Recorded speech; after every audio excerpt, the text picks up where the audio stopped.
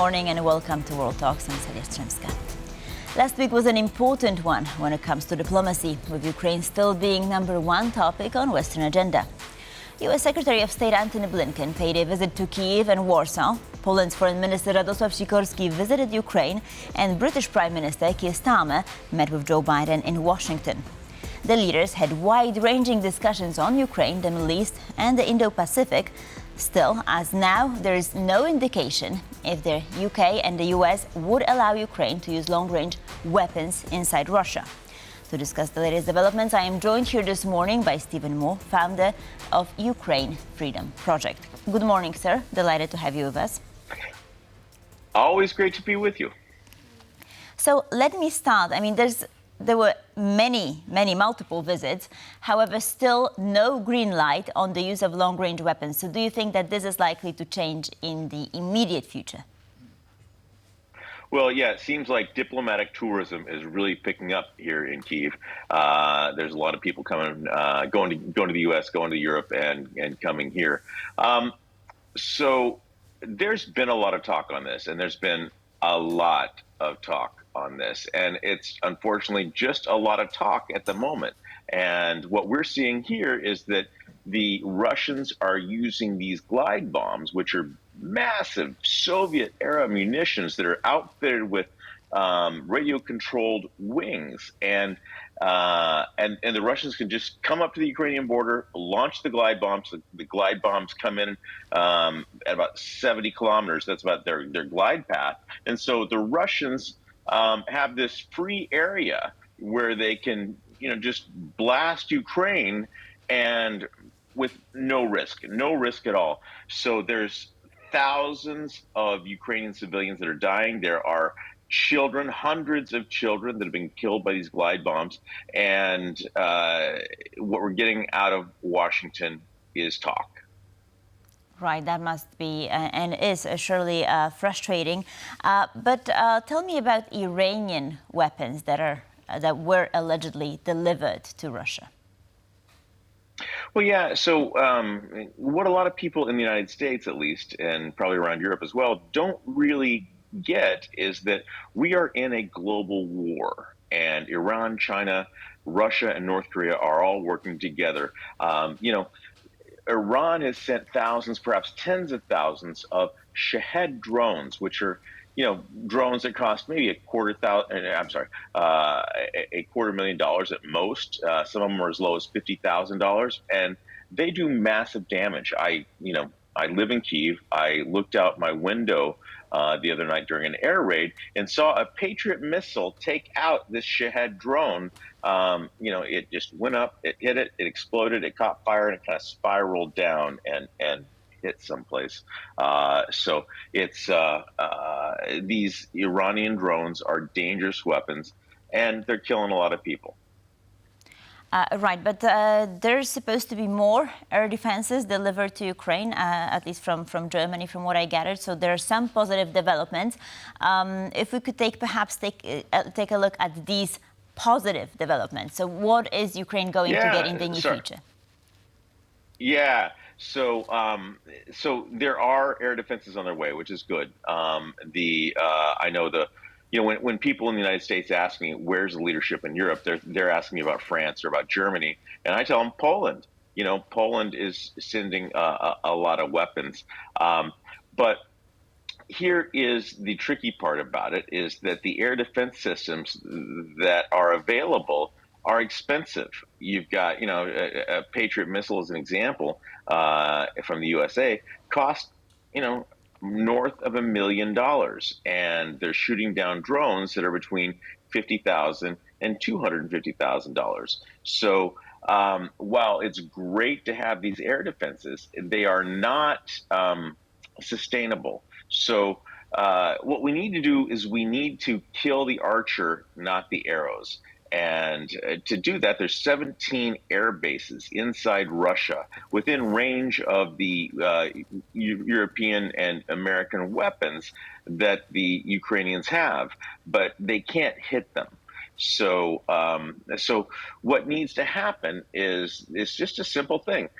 President Biden needs to say, all right, hit inside Russia where you can and where you need to.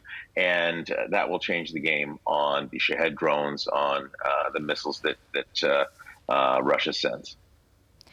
But help me understand, why is Biden still delaying that decision? Why is he still holding out? It seems that there's a widespread consensus that this is what needs to be done, yet the U.S. administration refuses to do so. Yeah, well, and here's what you've got to look at in the totality of the American response to Ukraine. It's slow. It is very slow. Last year in January, they promised M1A1 Abrams tanks. It took them 10 months to get to Ukraine. And the same deal with F-16s. In February of last year, they're a bad idea. In May, they're a good idea, and they didn't get here till just last month. So the response is slow. And the reason for that, I believe, is there's been a bunch of uncovering of Russian propaganda efforts. And there was about 300 pages of documents that was published by the U.S. Department of Justice on, that were hacked out of someone's email box, like a first deputy prime minister in Russia. And in April of 2022, it has the notes of a meeting where he says the most important thing we can do is create a nuclear psychosis. And psychosis means that someone is in a condition of seeing things that are not necessarily there. And the Russians are trying to create this nuclear psychosis. And every time the Kremlin, every time Putin says the word nuclear, everybody in the White House freaks out. And what we've seen is that, there's been a lot of red lines that have been crossed, up to and including this incursion into Kursk, that where U.S. weapons were driven across the border into Kursk. So there's been a lot of red lines crossed, and I think that Putin responds to strength, not to fear. And the White House has got a fear-first foreign policy. At the same time, Joe Biden is saying that Vladimir Putin will, quote, not prevail. So my question is, perhaps this has something to do, the response, or the lack of the green light that we are hoping for. Perhaps it has something to do with the domestic situation in the U.S. and the upcoming November vote? Well, again, this has been happening since, 2022. And Putin and Biden says a lot of things like, we're with you as long as it takes. Putin will not prevail. And then he dithers about sending weapons to Ukraine that he promised and they need, and allowing Ukraine to use them in such a fashion that will keep civilians alive and keep these devastating weapons from Iran and North Korea sending weapons as well, that will allow Ukraine to stop this flood of weapons. Right. We also have countries such as Germany holding out on sending Taurus missiles, for instance, right, to Ukraine. So this is also something that perhaps could change. What other changes is Ukraine hoping for on the international arena? The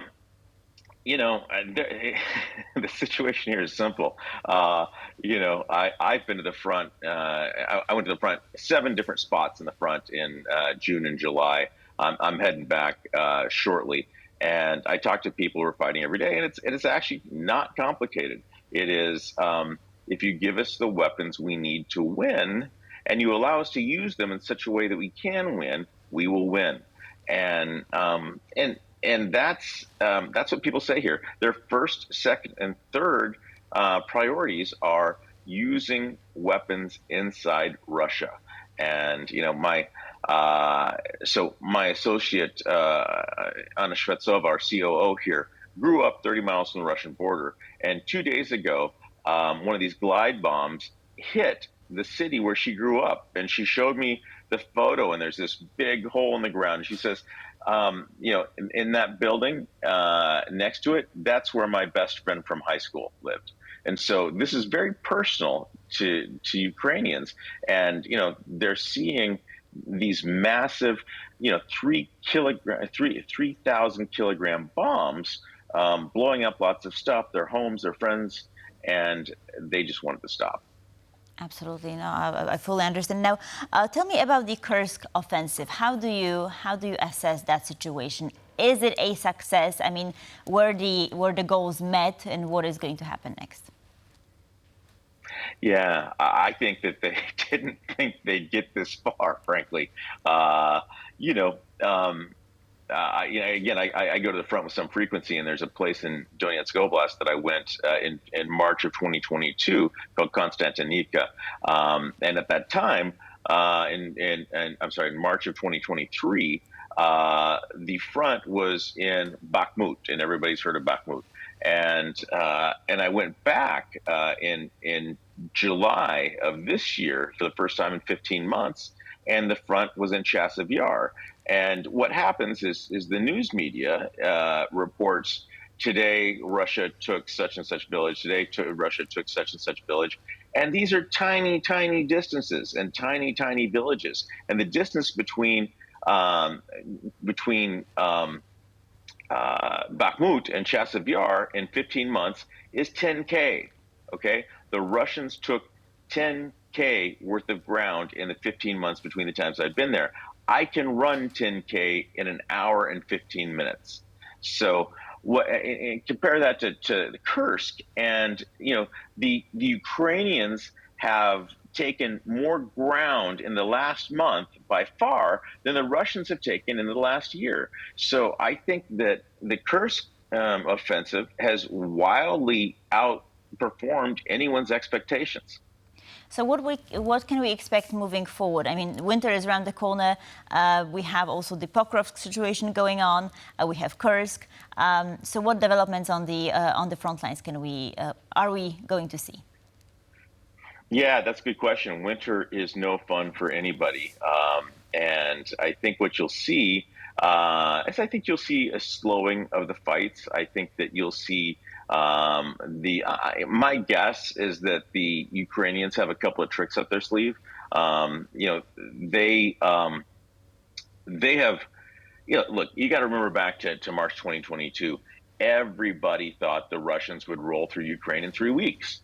And, Putin called it a 3-day special military operation. And we're still here. The Ukrainians are still fighting, and they're winning. They're taking more land in Russia than Russia has taken in Ukraine. And so they're going to have some tricks up their sleeves. I don't know what they might be, but I think you're going to see some additional surprises come at times when nobody expects it, probably during the winter. Just very quickly at the very end, why was the Russian response to the Kursk offensive so slow? Because I think we can say that was fairly slow.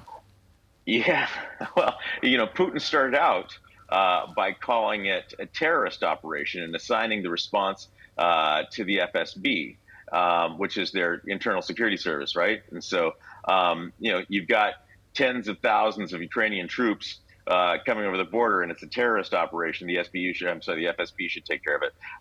So I think that Russia is weak. Russia has problems recruiting. Famously, in Kursk, they sent some new recruits there, and the new recruits just surrendered. They got chewed up, and they surrendered. So Putin has taken troops out of the Donetsk area and has had to go back and get seasoned troops that know how to fight to try to take back Russian territory inside Kursk. So, Russia learns, but they learn slowly. And so this new concept of having to defend their homeland is something they're not quite accustomed to. And I would also say, that will continue to apply, and that will be something that we'll see if the European leaders and President Biden allow Ukraine to hit inside Russia. It's going to really stir things up. So I think there's going to be a lot to come. I guess we're all waiting for that green light. Stephen Moore, Ukraine Freedom Project. Thank you, sir, for being with us this morning. Thank you. Let's get together and do it again soon. And thank you for watching World Talks. Please stay tuned for more here on TVP World.